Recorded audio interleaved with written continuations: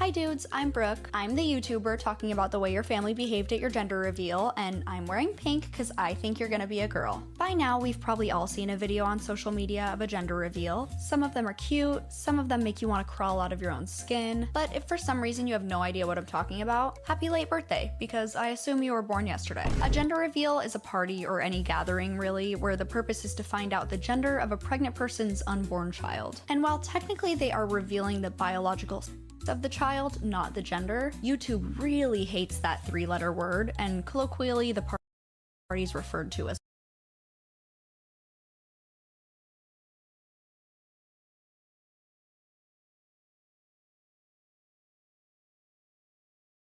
So Nick Fuentes is a famous racist and white nationalist.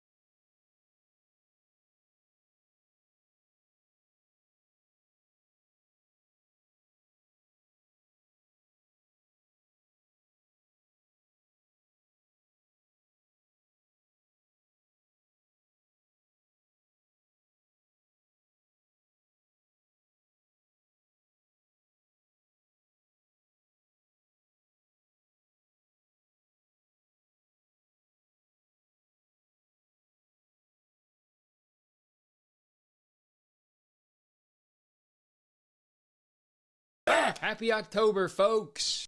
This is my favorite time of year. The leaves are changing colors, the mosquitoes are dying, and we're only a few months away from my favorite time of year, Christmas. But October rules, man. There is no better feeling than going into some little cafe in the middle of October in a big knit sweater and drinking a latte with both hands like you're a mom on the Gilmore Girls. It rocks. And the other awesome part about October is Halloween. It's scary, dude. I got my scary shirt on today. And personally, I can't wait to see all the Halloween costumes this year.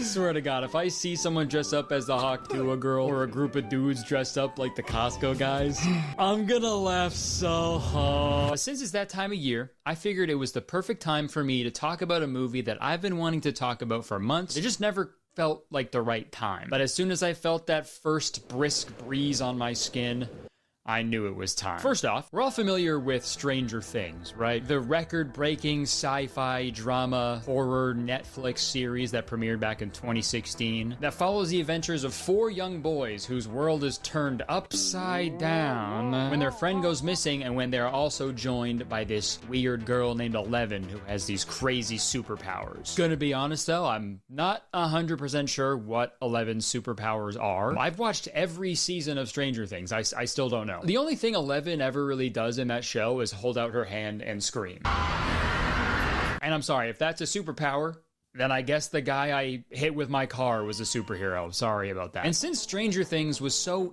insanely successful, I guess some people out there wanted a taste of that. A little bit of a, you know, that meme of the water and then there's the guy in the middle. That's what That's what, you guys seen that? There are some people who wanted a taste of that Stranger Things success, which brings us to the topic of today's video. A little movie called The Sneakover. Looks familiar, doesn't it?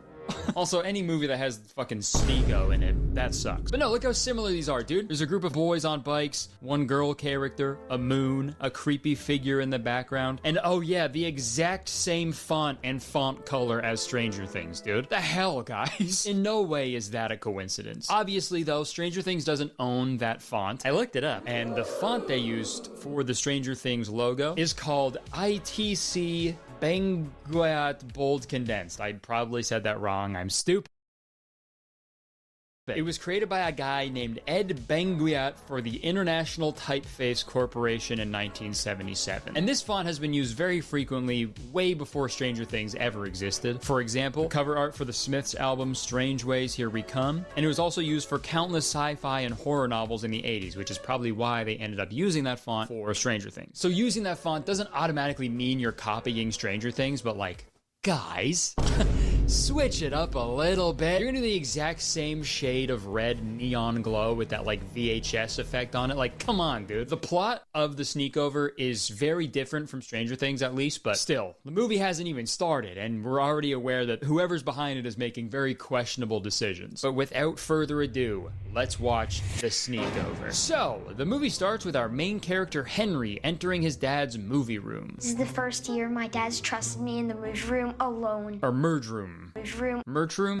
Merge room. Whatever the fuck that is. Henry's dad is a big movie buff, a cinephile, if you will. He has a huge collection of rare movies, and his prized possession is a VHS copy of a movie called The Blue Shadow. This movie was apparently never released to the public, so him having this in his possession is like crazy. It is super rare. So obviously it's just fucking out in the open, readily available for his snot-nosed little kid to steal. And naturally, he does.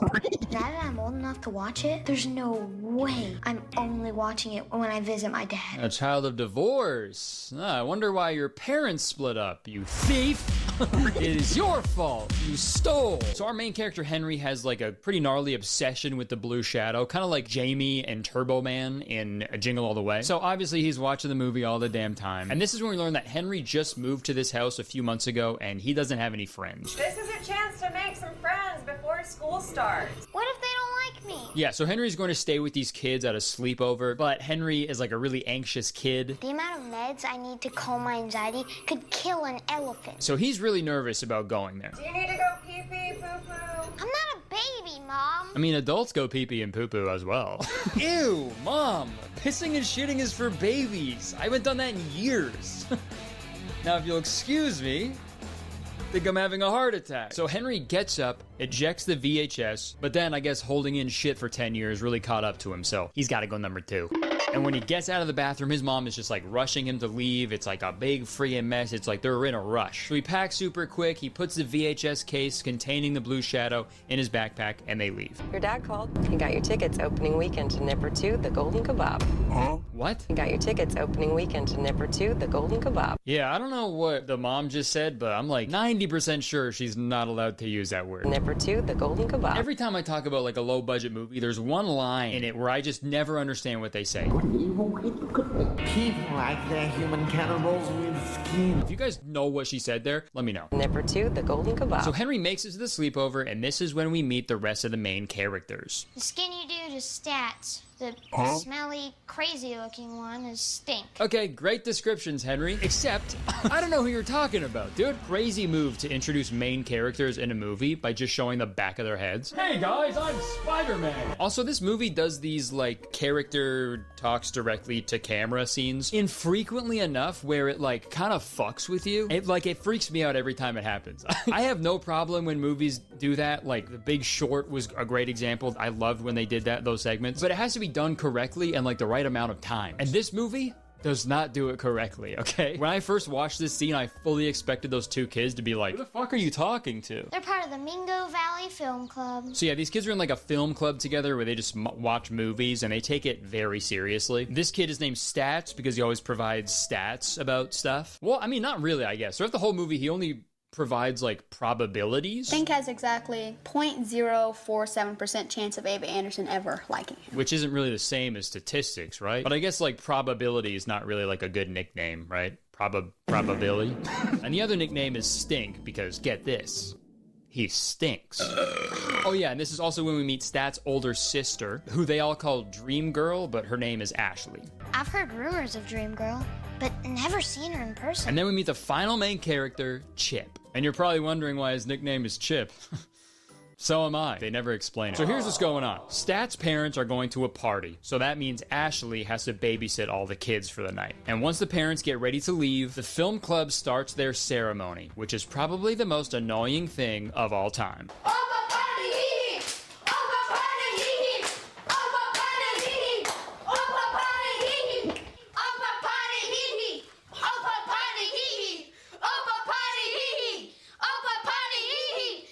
All right, that's enough. That's enough. Okay, so maybe this is just like Stranger Things after all, because this is almost as annoying as that fucking Chrissy Wake Up song. Oh my god, bro. Oh, hell no, man. What the fuck, man? So they open up the movie case, and what do you know? The Blue Shadow isn't in it. Henry forgot it in the VCR while he was taking a shit. If only he held it in like the rest of us, man. We're not babies anymore. So now Henry is frozen in fear because he totally ruined the night. So, to snap him out of it, Stink farts into his hand and cups it in Henry's face.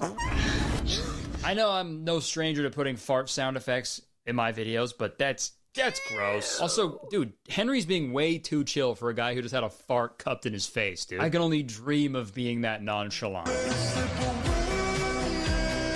We then cut to Henry's dad. He's a single guy now, so he's brought a date into his very rare movie collection room, or sorry, merge room. And shockingly, the girl doesn't give a shit. I've got a rare film collection. But you know, you gotta give him points for trying, man. This man is a certified lover boy, certified cinephile. But he notices the movie case is askew, so now he knows that Henry took the VHS. Henry! But dude, as a collector myself, this scene pisses me off like crazy. If you're gonna collect stuff, you gotta have your shit locked up, hidden away. Dude, I love my collection so much, I never want to see it.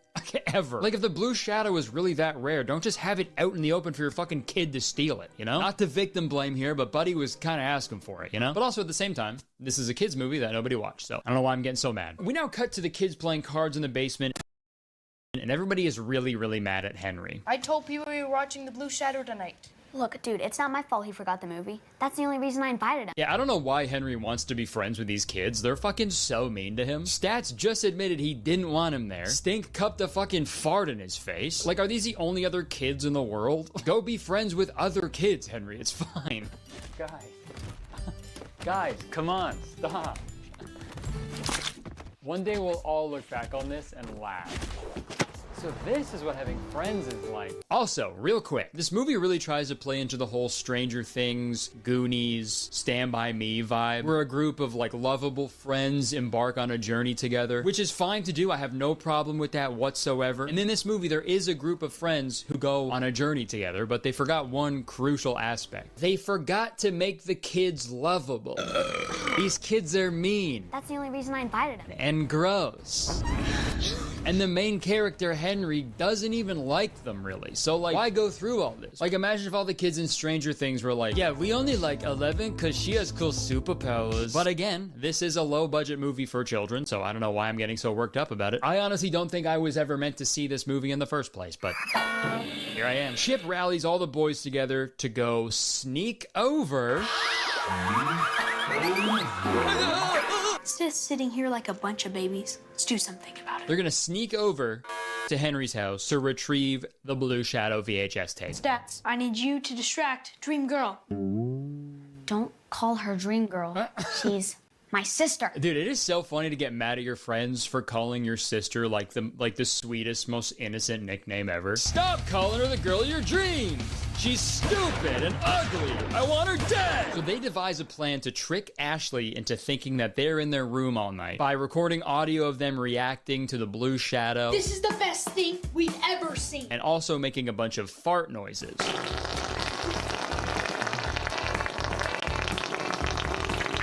And, you know, I want to make fun of how stupid and gross this is, but I fear they hit the nail on the head with this one. A bunch of dudes watching a movie together is just saying the most generic bullshit and then also farting. Oh, that actor was in The Departed. Oh, yeah. God, I love that movie. Oh, it's so good, dude. Hey, do you want to do the next one, or shall I? Oh, that's all you, man. Say less. Oh my God, that smells disgusting. This is the best night of my life. I love you. So they're about to leave for the sneak over when Henry makes another devastating realization. My house is locked. You don't have a key? No. Yeah, and again, I was about to roast Henry for not having a key to his own house, but like, I think I'm just really old. I totally forgot that there was a time in my life where I just didn't have a house key. I had no way of getting into my home. But I mean, also on the flip side of that, there was a kid in my school who used to wear his house key on a lanyard around his neck, and he got fucking bullied so hard for it, so maybe I was better off. I don't even know why he was bullied for it either. That seems smart. Nice house key, pussy. Keep it in your pocket, right, guys? Kids are so mean, man. It's crazy. Well, and speaking of kids being mean... Forget it, he's useless.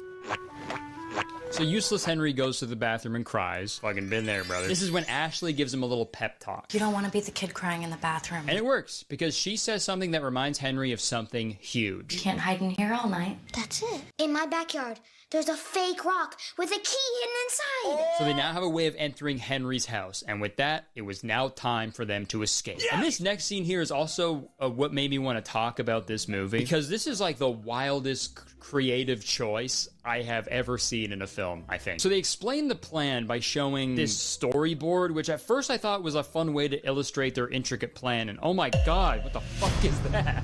Oh god. Is that supposed to be Dream Girl, dude? That is Nightmare Girl. Holy shit. It's like that dude who's like in all our dreams. Sorry for insulting the artist. I'm sure they were rushed. Sorry. But fuck, that scared me. But no, I thought this was like a cool way to show the plan, right? It makes sense narratively because this is like what it would look like if the kids like drew up a plan. But once the storyboard segment finishes, they've already escaped. She'll chase him down and leave the exit unprotected. Yeah, they weren't showing the storyboard segment as like a preview of what the scene is going to look like in real life. That storyboard segment was the scene because they didn't want to film that elaborate escape scene. And you know what? Even for a low budget movie, I feel like that shouldn't be allowed, okay? The first time I watched this, I was so confused. I waited like 10 minutes for this escape plan to actually happen. And it never did. Like I thought all this stuff afterwards was like a flashback or something. Like I was so confused. Bold choice to do that, but you know, I'm sure that's the only time it'll happen. So anyway, he stays at home. So we get a little bike riding montage between Henry, Stink, and Chip. And this little montage is set to the worst song ever made. We are strong, we are brave, we got the power, we're not afraid. We are strong, we are brave, we got the power. All right, that's enough. Yeah, these lyrics do not line up with what is happening on the screen. We are strong, we are brave. That song sounds like it was made by the Jonas Brothers in an alternate reality where they like never became successful. We got the power. But sadly, the song abruptly stops when they realize what part of town they're in. That way takes us past the McGuffin brothers' house. And this next storyboard segment shows how mean and evil the McGuffin brothers are. These are the antagonists of the film. They're the neighborhood bullies. They give kids wedgies. They beat people up. This whole movie, they're painted as these like evil, violent maniacs who destroy everything in their path. But the kids decide to take their chances and ride past the McGuffin brothers' house. And guys, this scene is crazy. They pedal past their house, but Henry's shoelace gets caught in one of his bike gears. And there's this crazy nail-biting scene where he crashes onto the front lawn of the McGuffin brothers' house. And then he hears footsteps coming towards him, so he's freaking out. But it turns out the footsteps were just Chip. And guys, I'd love to show you how cool this scene is, but it never fucking happens, okay? We never see it. It's a storyboard again. Henry was doomed. It didn't even seem like a difficult shot to film either. Like, I am so confused as to why they decided to implement these storyboard things like so frequently. I mean, again, this is obviously a low-budget film, so they did what they could, and I applaud them for that. That's great. But like, I'd rather actually like see them try to film these scenes on their budget instead of just animating the storyboard that they made during the production of the film. And it sucks because all the storyboard segments are like the most exciting scenes. Like, that's the stuff I actually want to watch. Nothing else barely ever happens in this fucking movie, dude. It's super boring shots of the kids riding their bicycles or walking around, and then the most unbelievable, insane action scene happening on a fucking board. B-O-R-I-D. I'm bored. It's boring. But I mean, it probably saved them a bunch of money and time and stress. It's a creative choice, and they stuck by it. And I respect that. Who knows? Yeah. Maybe I'll start doing that in my videos one day. As soon as Curtis said that, he heard a knock at his door. He immediately opened his door to find Ellen DeGeneres standing in his doorway. Curtis was a little confused, so he asked, "Ellen, what are you doing in my house?" To which she replied, "There's a bomb strapped to my chest, and the code to disarm it is at the bottom of the ocean. I need your help." So, Curtis and Ellen stole James Cameron's submarine and made their journey to the bottom of the ocean. When they finally made it to the bottom, trapped in a glass cube was the real Ellen DeGeneres begging to be let out. "If that's the real Ellen DeGeneres, then who are you?" asked Curtis. The fake Ellen then ripped her disguise off to reveal Daniel Craig. Curtis muttered under his breath, "Damn, Daniel." The bomb exploded and sent Curtis flying up through the ocean and up into the sky. He soared through the air what felt like days, and finally, he began his descent and flew right through his office window back into his seat where he was originally sitting. Did you guys see all that? All right, let's get back to the Stranger Things wannabe. So, immediately after that huge, stressful scene of them avoiding the McGuffin brothers, they bump into the McGuffin brothers. So that whole thing was fucking pointless. It didn't need to happen. What are you fools doing out of the neighborhood? But like I said, I'm expecting these two kids to be straight up psychopathic murderers. So let's see what they do. Training wheels? Get off my bike. It's super funny to chirp someone's bike and then steal it. What a piece of shit car, dude. I would never be caught dead driving this thing. Get out of the car! This is a carjacking! I heard him say he wants to trade bikes. You know that's not what he said. Let the air out of your tires. Thanks for the bike, losers. Okay, so they just traded bikes? I mean, it's not ideal, I guess, but they all still have bike. They just don't have air in the tires, which I feel like is a pretty easy fix, right? I was fully expecting these kids to be like, both be like wielding machetes in each hand and like throwing grenades at these kids, right? What the fuck? So we now cut to the B plot featuring Ashley and this boy who comes over to the house to hang out with her. I would love to let Parker out of the friend zone, but the thought of holding hands with someone or kissing them gives germophobia to my germophobia. Yeah, and I guess they made one of the little kids hold the camera for that shot, because what the fuck is it so shaky? Also, this is one of the scenes where it'd be super funny if the guy could like hear her talking to the camera through the door. I would love to let Parker out of the friend zone, but the thought of friend zone? What is this, 2009? If my sister lets her guard down, that nerd could slip out of the friend zone. Not on my watch. I'm gonna nip it in the bud. Okay, yeah, this is a weird part of the movie. Stats doesn't want his sister to have a boyfriend, so he plays a prank where he puts a walkie-talkie behind her and makes fart sounds into the other walkie-talkie with a balloon. You know, just like Stranger Things. Also, just not a fart sound at all. That sounds like how I imagine a gnome would sound. Is that the prank? To make him think that she has gnomes? Hey bro, you wanna hang out tonight? But I thought you were hanging out with that girl. Yeah, dude, I was, but get this. She has gnomes. Oh, gnome! I know! Alright, back to the main plot. They stop at a park to fart. And then Chip and Stink go into their secret hideout. But we're not allowed to see what it looks like just yet, okay? They're saving that till the end of the movie. They then fill up their bike tires in town while they talk about a girl they all like. She likes some pretty boy, you know, who has the personality of a potato. Just like the movies. Except for in the movies, you know, the hot girl likes the nice guy in the end. It's not like that in real life. Oh no! No! Oh no, Chip's an incel. Oh, that's devastating. Girls literally never go for the nice guys like me. So back at the house, Stats is sitting in the room laughing at fart sounds. And I hate to say it, but this is literally me when I edit my videos. But while Stats is playing the audio track, Ashley's friends overhears it and he thinks it's them talking about the Blue Shadow. The Blue Shadow. And he want to watch a movie, so he bursts into the room. So now they know that the kids escaped. But again, he really want to watch a movie, so he offers to drive them over to Henry's house. Does he really have a copy of The Blue Shadow? That's what he says. I can take you to get it. Meanwhile, Henry and the other guys need to make it over the gate to get into his gated neighborhood, even though there's a huge opening with no gate. If they just walk a little bit to the left, but hey, maybe we'll get a cool scene out of it. Who knows? The boys sprinted. Come on, Chip was in the lead, with Stink in a close second. Enough of these, man. Show the things actually happening, dude. He flew through the air past the closing gate. All right, sorry, I'm getting a little too worked up. So they finally make it to Henry's house and they find his house key. Found it! It's amazing.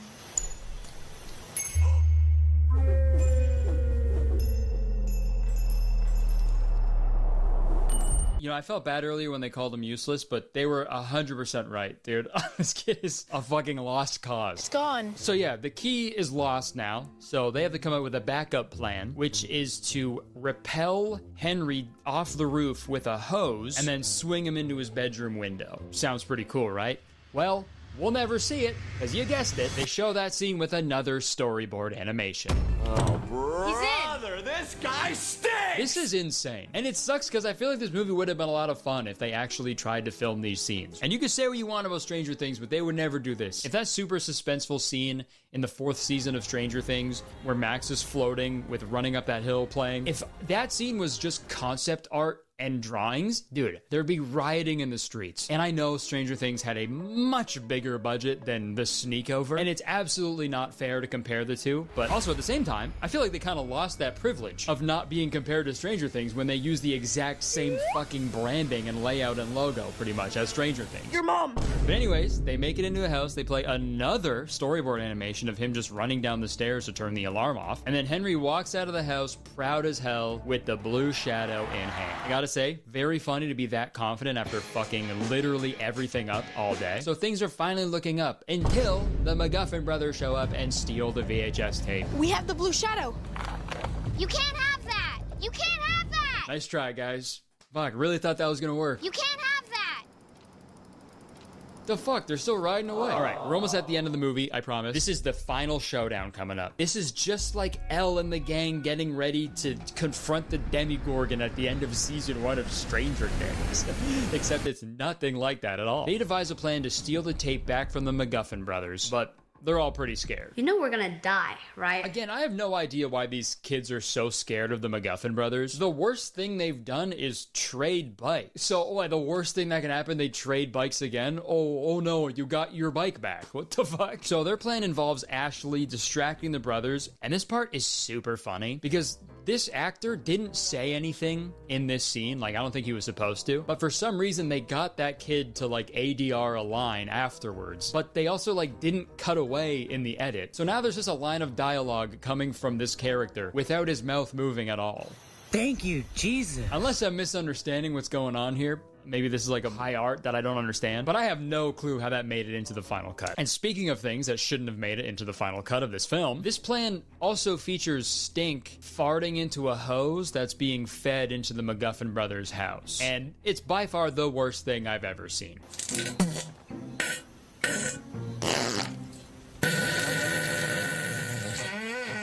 I mean, this kid is giving the performance of his career, but like, gross. And that's coming from me. I think farts are hilarious, but you know, there's definitely a line, okay? And they crossed it. So after another really long storyboard animation that shows Henry grabbing the tape out of their hands, jumping off of their roof and biking away from them, Henry ends up getting trapped in their secret hideout from earlier. And guys, now we finally get to see what it looks like inside. There was a mismatch of worn-out furniture, movie posters, comics, action figures for decoration, boxes, candy wrappers, and soda bottles. Sounds awesome. Wish I could see it. Also, guys, did they just get one of their grandpas to do this? Boxes, candy wrappers, and soda bottles litter the floor. The most monotone, sleepy voiceover with like no music or anything. I love it, dude. I love it. But no, dude, show the clubhouse, man. Show it. Show me to me, please. Send it to me, Rachel. All right, so a bunch of other bullshit happens, and they all end up coming face to face for a final showdown. Where's your sister? How do you look like a total Dorcas?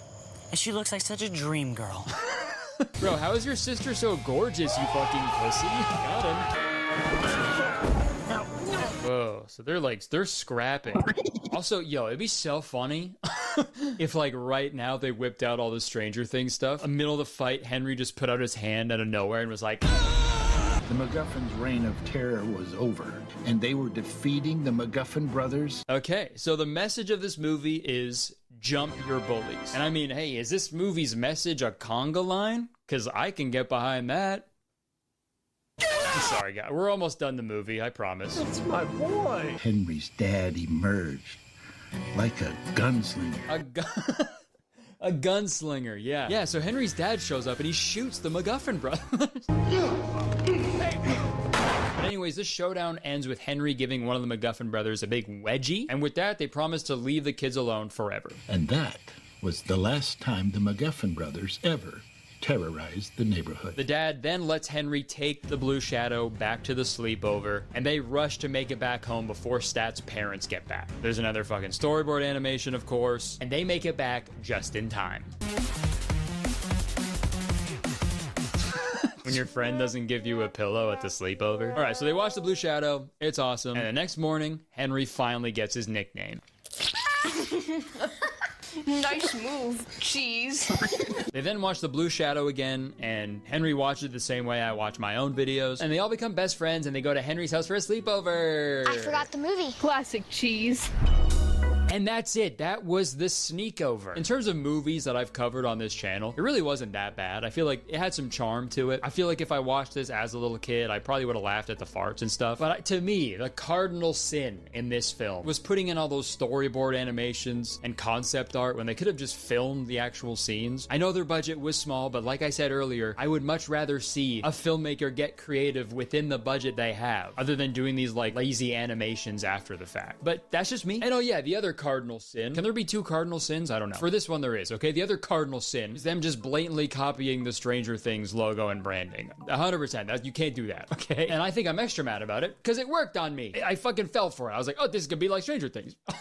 Looking at the cover, you're expecting some like supernatural elements and a little bit of spooky imagery because you assume it's gonna be a cheap knockoff of Stranger Things. But after taking the time to watch it, you know, and really giving it a chance, by the end of the movie, you'll wish it was a cheap knockoff of Stranger Things. And I know marketing a low-budget movie is very difficult, but you know, I kind of just wish they did their own thing. And I found one like alternate poster cover for this movie, and it was great. It like had their own sort of vibe to it. It was more comic booky, right? Like the storyboard animations and stuff. But you know what? Go support the movie. Go buy it and rent it, watch it, support it, and watch it with your friends because I feel like you'll have a good laugh. And while researching this movie, I stumbled upon a pretty deep rabbit hole of movies that use this similar marketing tactic. These types of movies are called mockbusters. Their movie might not be related to the piece of media they're copying, but they steal the established design elements from that piece of media to sort of like trick people into thinking that is also that same piece of media. Video from a channel called Be Amazed covered a lot of these films like Triassic World, Metal Man, Transmorphers, Top Gunner. There's an endless amount, which is crazy to think there's like a whole ecosystem out there like that. This is like the Hollywood equivalent of like uploading a YouTube video and then putting other YouTubers' names in the description of that video so your video shows up when they search that YouTuber's name. There's a whole world of these movies, so let me know if you'd want a video about that because I think that could be pretty fun. And yeah, also like this video if you enjoyed it, because also, believe it or not, one like equals one Hellfire Club t-shirt that I will burn. Also, press the subscribe button because as soon as you do, you become a valued citizen of Curtistown, okay? If you didn't know, Curtistown is the best place to live in the whole world. And I'm the mayor of Curtistown, so you have to be nice to me. It's the law.